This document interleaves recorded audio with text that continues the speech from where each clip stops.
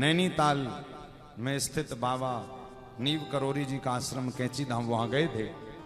तो वहां पर जब हम गए तो हमने देखा, हमने कहा बताइए साक्षात परमात्मा का धाम है, साक्षात बाबा जी विराजमान है। तो हमने बाबा जी से प्रार्थना की थी, हमने कहा प्रभु कम से कम इतनी कृपा करिए कि आपके मंदिर में आकर कम से कम ऐसा इतने अमर्यादित वस्त्र पहनकर कोई ना आए। क्यों? जब कोई अमर्यादित वस्त्र पहनकर आएगा, भाई अमर्यादित वस्त्र पहनकर आएगा, माया के जंजाल में हमें सबकी नजर पड़ेगी, प्रभु भजन बिगड़ेगा।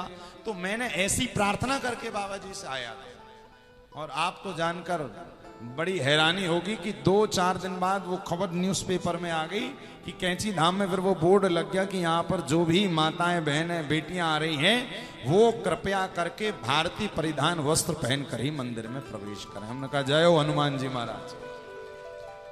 बहुत जरूरी है ये, कम से कम भैया धामों को तो छोड़कर रखना चाहिए।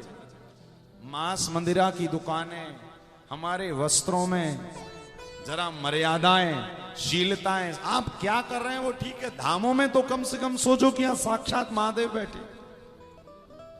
तो यदि जो भी कथा हमारी सुन रहे हैं घर पे बैठकर, चाहे यहां पर चाहे काशी के लोग, तो आप यदि वास्तव में काशी के हैं, बहुत अभी तो अब हम कई उनका नाम क्या बोले, कई ऐसे लोगों को भी जानते जो काशी के होने के बाद भी बाहर जाकर रह रहे हैं, किंतु काशी की संस्कार मर्यादाएं भूलकर वहीं के जैसे व्यवहार कर रहे हैं। गलत बात है भाई। आपको ये तो पता है आपका जन्म काशी की मिट्टी में हुआ है।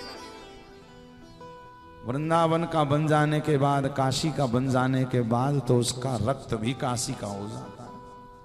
और जरा किसी के कह देने मात्र से कि कोई क्या कहेगा, ये इसी कारण कहते ना सबसे बड़ा रोग क्या कहेंगे लोग, इस चक्कर में मत पड़ना। क्योंकि याद रखिएगा व्यक्ति का अंतिम लक्ष्य तो केवल ईश्वर ही है।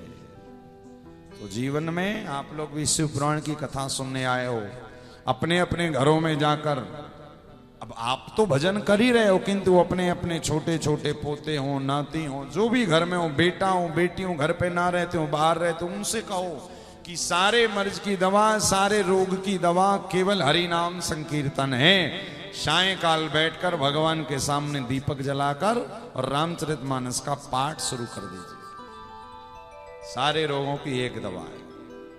तो भगवान महादेव भी विवाह के प्रयोजन को पूरा करने के बाद भजन में बैठ गए। सती कह रही प्रभु अभी भी, पार्वती जी कह रही अभी भी क्षमा नहीं किया। बोले नहीं क्षमा तो कर दिया किंतु भजन में लग गया हूं। पार्वती जी सोच रही कहीं ये तपस्या में ना चले जाए, उसके पहले ही प्रश्न पूछ दिया। क्या कहा प्रभु? वो वाला प्रश्न तो अभी भी गूंज रहा है, कौन सा वाला? राम कौन है? मैंने सुना है कि एक राम जी दशरथ के यहां पैदा हुए, एक राम दशरथ घर डोले, एक राम घट घट में डोले, एक राम सीता के प्यारे, एक राम रावण को मारे। भोले बाबा कह रहे हैं देवी ये अलग अलग राम नहीं है, जितने रामों की आप चर्चा कर रहे हैं ना सारे एक ही राम है, लीलाएं अलग अलग की हैं। तो कहा प्रभु हमें अभी तक समझ में क्यों नहीं आया? बोले क्योंकि अभी तक आपने कथा नहीं सुनी। और भोले बाबा ने फिर मां पार्वती को संपूर्ण कथा सुनाई। भगवान देवादिदेव महादेव की कथा में आगे एक और बड़ी सुंदर चर्चा आती है। श्री शौनकादि 88,000 ऋषियों को सूत जी महाराज श्री शिव महापुराण की कथा अमृत पान कराते हुए कहते हैं, हे शौनकादि ऋषियों, भगवान के द्वारा एक और पुत्र पैदा हुआ था। देखिए भगवान देवादिदेव महादेव और पार्वती का जब विवाह हो गया तो एक दिन महादेव नेत्र बंद करके सुखासन में बैठे हुए थे। चिंतन चल रहा था किसका?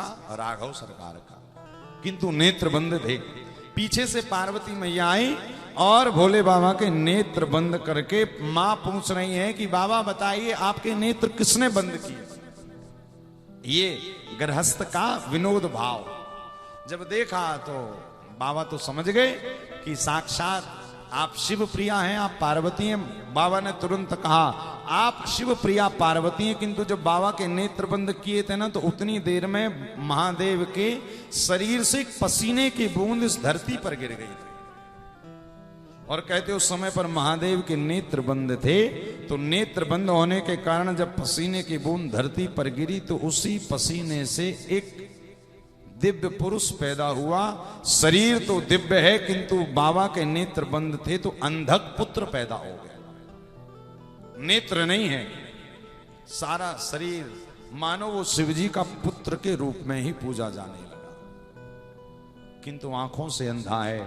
भगवान देवादिदेव महादेव ने ऐसे पुत्र को जन्म दिया। बाबा ने कहा क्या करूं, लीला में ऐसा पुत्र तो पैदा हो गया, किंतु अब इसको नेत्र भी देना पड़ेगा।